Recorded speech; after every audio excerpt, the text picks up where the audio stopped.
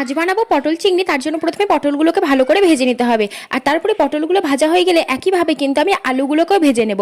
আলুগুলো একইভাবে ভেজে নিয়েছি, তারপরে ভেজে নিয়েছি চিংড়ি মাছগুলোকে। সব কিছু ভাজা হয়ে গেলে তারপরে কড়াইতে দিয়ে দিচ্ছি তেজপাতা এবং শুকনো লঙ্কা, তারপরে দিয়ে দিলাম পেঁয়াজ। পেঁয়াজটাকে ভালো করে ভেজে নেব।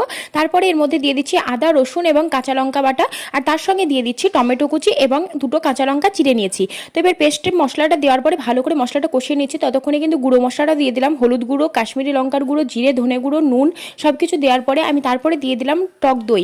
দইটাকে সামান্য ফেটিয়ে নিয়েছি। তারপরে মশলাটাকে ভালো করে কষিয়ে নিতে হবে। আর তারপরে মশলাটা কষানো হয়ে গেলে আলু এবং পটল যেটা ভেজে রেখেছিলাম সেটাকে দিয়ে দিলাম এবং তারপরে মশলার সঙ্গে বেশ কিছুক্ষণ কষিয়ে নিলাম। কষানো হয়ে গেলে তারপরে দিয়ে দিচ্ছি জল। জলের পরে ভালো করে একটু ঘেটে নেব, তারপরে কিন্তু ঢাকা দিয়ে দেবো। আলুটা সেদ্ধ হয়ে গেলেই জানতে হবে তৈরি হয়ে গেছে। তো এবার চিংড়িটাকে দিয়ে দিলাম। এবার ভালো করে একটু ওপর থেকে গরম মশলা ছড়িয়ে দেবো, তাহলেই কিন্তু রেডি হয়ে যাবে। এই যে তৈরি হয়ে গেছে পটল চিংড়ি। ভিডিওটি কেমন হয়েছে অবশ্যই জানিও। ভিডিওটি ভালো লাগলে লাইক কমেন্ট শেয়ার করে